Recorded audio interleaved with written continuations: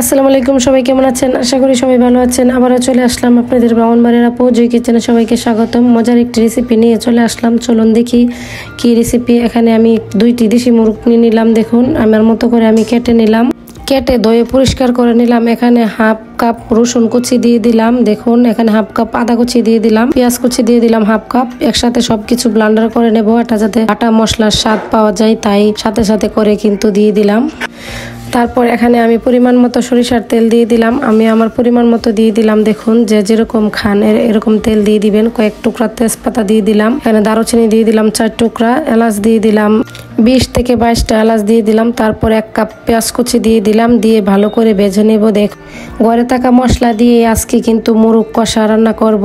দেখুন সহজেই কিভাবে রান্না করা যায়। এখানে একটি টমেটো কুচি দিয়ে দিলাম, আর আগে থেকে যে মশলাটা বানিয়েছিলাম এটা দিয়ে দিলাম। এখান থেকে আমি 2 চামচ রেখে দিয়েছি। দেখুন অল্প একটু পানি দিয়ে ভালো করে কষিয়ে নিই।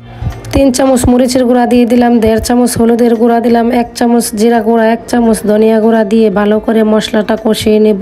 যত কষাবেন ততই কিন্তু তরকারি মজা হবে। মশলার সাথেই কিন্তু তরকারির মজা। দেখুন এখন আমি লবণ দিয়ে দিলাম স্বাদ মতো। লবণ দিয়ে সব কিছু মিশিয়ে নেব। অল্প পানি দিয়ে আবারও কিন্তু কষিয়ে নিলাম। আমি কিন্তু ঘরে থাকা মশলা দিয়েই আজকে রান্নাটা করলাম, অন্য কোনো মশলা দেইনি। দেখুন তারপর কষানো হয়ে গেছে, উপরে তেলটা ছেড়ে এসেছে। তারপর আমি মাংসগুলা দিয়ে দিলাম। দেখুন দিয়ে সব কিছু একসাথে মিশিয়ে নিব, মিশিয়ে ঢেকে দেব। 2টি মুরগের কিন্তু কলিজা, গিলা, হাড্ডি সব কিছু আমি দিয়ে দিলাম। দেখুন মুরগের চামটাও দিয়ে দিলাম। চামটা দিলে কিন্তু মুরগের তরকারিটা কিন্তু দেখতে সুন্দর হয়, খেতেও ভালো লাগে যারা পছন্দ করেন। আজকে কিন্তু মা চাচিদের মতো করে রান্নাটা করলাম। আমাদের মা চাচিরা কিন্তু এভাবে মশলা পাটায় বেটে রান্না করতো, তো পাটায় বেটে তো রান্না করলাম না, সাথে সাথে ব্লেন্ডার করে করলাম। খেতে কিন্তু তরকারিটা অনেক টেস্ট হয়েছে। এভাবে একবার বাসায় ট্রাই করে দেখতে পারেন।